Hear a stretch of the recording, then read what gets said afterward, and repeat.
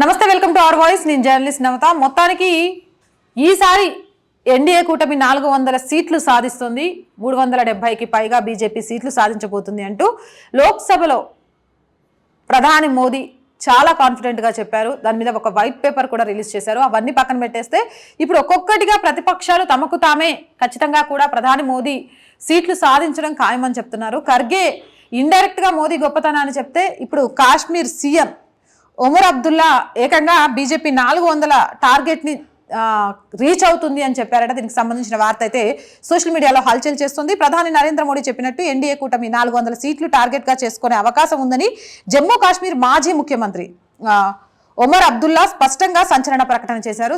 ఇందాక ముఖ్యమంత్రి అని చెప్పాను, మాజీ ముఖ్యమంత్రి ఒమర్ అబ్దుల్లా అయితే స్పష్టంగా ప్రకటన చేసినట్టుగా తెలుస్తోంది. ఒక మీడియా సమావేశంలో ఆయన మాట్లాడుతూ, విపక్షాలమైన మేము ప్రస్తుతం భారతీయ జనతా పార్టీని ఢీకొట్టే పరిస్థితిలో లేము. మేము కూటమిగా ఏర్పడడానికి ప్రయత్నం చేసినా ఇండి కూటమికి ఆదిలోనే హంసపాద ఎదురైంది. ఆ కూటమి సూత్రధారి అయిన నితీష్ కుమార్ ఇప్పటికే బీజేపీ కూటమిలో చేరిపోయాడు. దీంతో ప్రస్తుతం అసలు ఇండి కూటమి లేకుండా పోయింది. మేము ఒక బలమైన శక్తిగా నిలబడలేకపోయాము. బీజేపీకి కనీసం చెప్పుకోవడానికి రామ మందిరమైనా ఉంది, మాకు అది కూడా లేదు అంటూ ఎన్నికలకు ముందుగానే ఒమర్ అబ్దుల్లా చేతులెత్తేశాడు. అంటే దీన్ని బట్టి ఇండి కూటమిగా ఏర్పడి బీజేపీని ఎన్డీఏని ఢీకొట్టాలని చూసినా వీళ్ళకి చెప్పుకోవడానికి ఒక్కటి కూడా లేదు. కనీసం బీజేపీ ఏం సాధించారు అంటే 500 సంవత్సరాల కళను సాకారం చేశాము, అయోధ్య రామ్లల్లా విగ్రహ ప్రతిష్ఠ చేసి. ఇలా చాలా బీజేపీకి చెప్పుకోవడానికి మిగిలాయి, కానీ మాకు మిగలలేదు, మేము చేసింది ఏమీ లేదు అనేది ఇండైరెక్ట్గా చెప్పినట్టు అనిపిస్తుంది. ఇక ఇండి కూటమికి ఆదిలోనే హంసపాద పడ్డదని, ఇక ముక్కలు అయిపోయిందని, ఇండి కూటమి మీద ఆశలు పెట్టుకోవడం కూడా అనవసరం.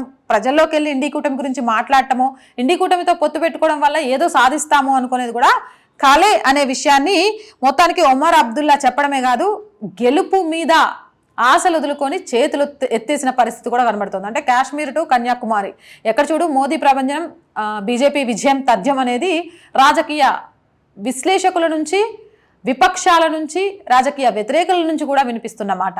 ఈ వీడియోపై మీ అభిప్రాయం ఏంటి అనేది కింద కామెంట్ సెక్షన్లో తెలియజేయండి. ఇలాంటి మోర్ వీడియోస్ కోసం మన ఛానల్ వెంటనే సబ్స్క్రైబ్ చేయండి.